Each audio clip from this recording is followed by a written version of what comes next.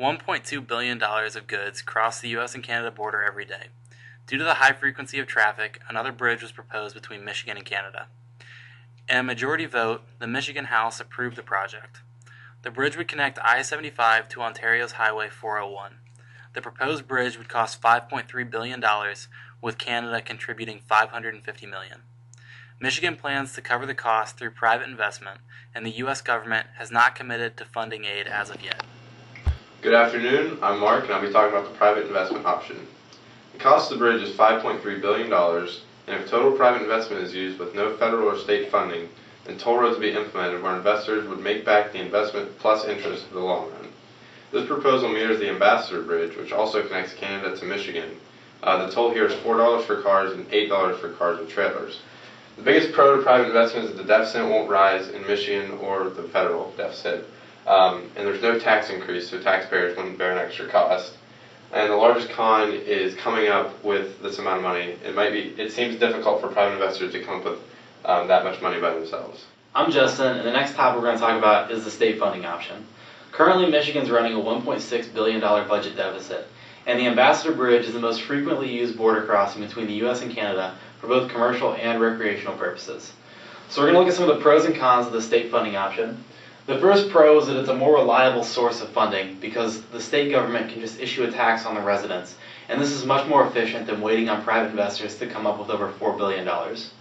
Another pro is that the toll that will be collected can be used to reduce the budget deficit that Michigan's currently running.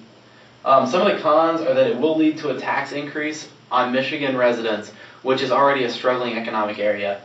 And because Michigan is the only one paying for the bridge through the tax, the other states get off the hook for having to pay, creating a free rider problem. Hi, I'm Madison, and as Justin just got done telling you, the bridge will be located in Michigan. However, many other states will benefit from it, as $1.2 billion worth of goods crosses the Canada-Michigan border each year.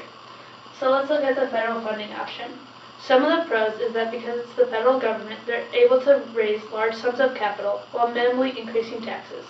On the con side, the government has come out to say that they're going to decrease spending. However, $4.5 billion will be the cost of this bridge. Do you agree with any particular funding mechanism?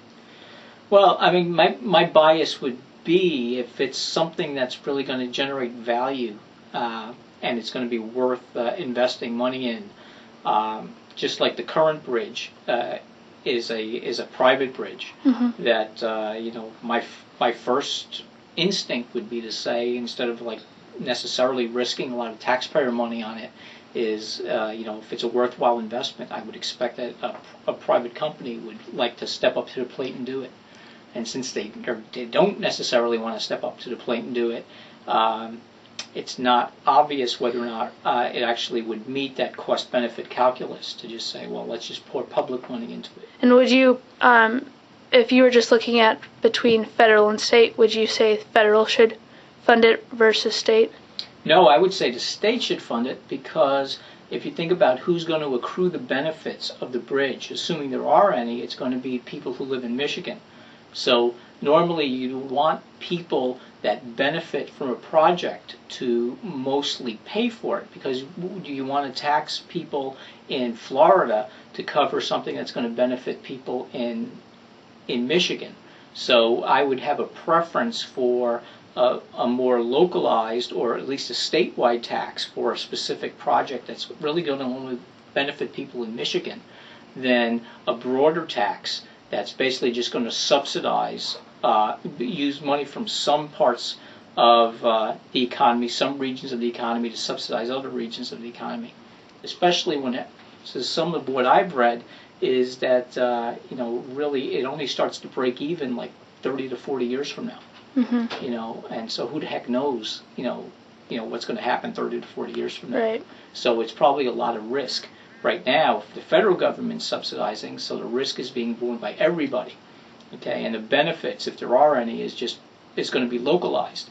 So if people are going to mostly have the benefits, normally in terms of taxation, we want to sort of link the beneficiaries of projects to those who are actually paying for it. Okay, so I would tend to be against federalizing something that's really like a local matter. Through our research and discussion, we decided that private funding is the best option. So now we're going to look at some of the basic information about the bridge.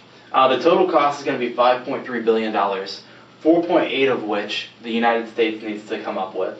Our estimated income from toll every year would be $14.6 million.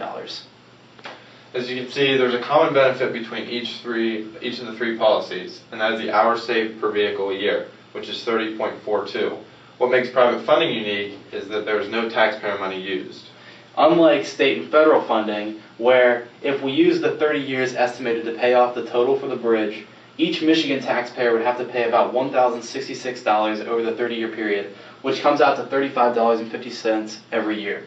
If it was a federal tax over the same amount of time, you're looking at about $34.20 for every taxpayer over that 30-year period, which comes out to about $1.14 every year.